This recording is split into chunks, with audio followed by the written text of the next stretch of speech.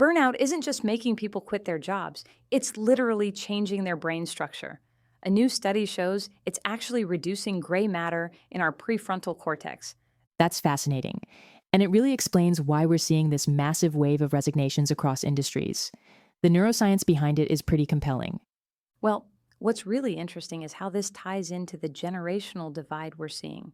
The data shows Gen Z is changing jobs 134% faster than previous generations, but not because they're flighty.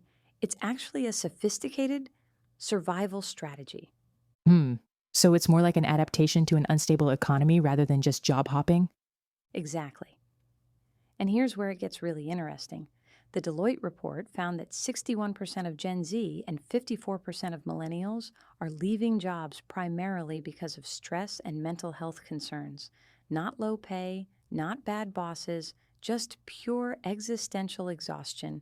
You know what's striking about those numbers? They completely challenge the traditional narrative about young workers being entitled or money driven. Oh my gosh, yes. And when you look at the brain chemistry involved, it makes perfect sense. Under chronic stress, our cortisol system actually stops spiking and starts flattening. It's like our bodies are physically rejecting the constant pressure. That really connects with what you mentioned about the gray matter changes. How exactly does that affect decision making? Well, the University of Montreal research shows that when that prefrontal cortex density reduces, it directly impacts our motivation and executive function. So when someone says, I just don't care anymore, their brain has literally rewired itself to stop caring.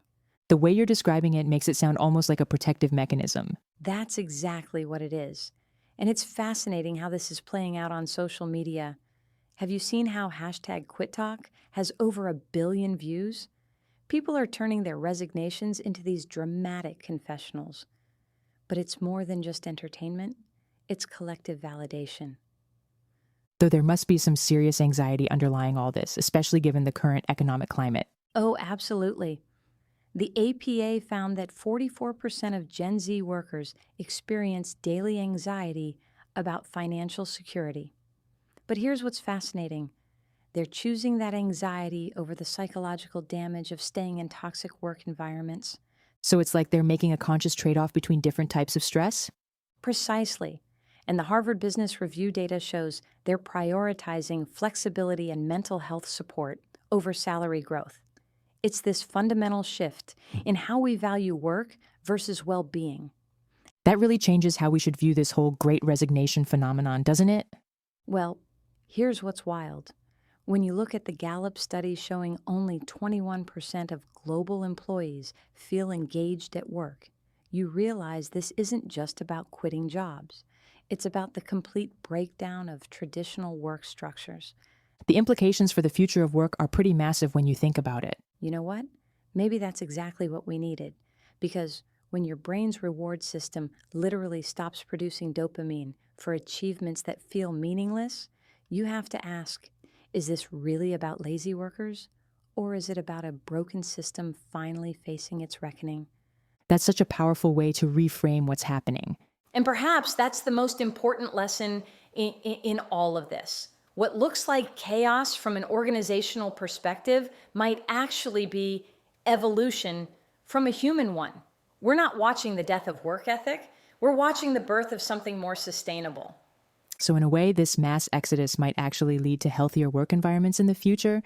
Well, it has to.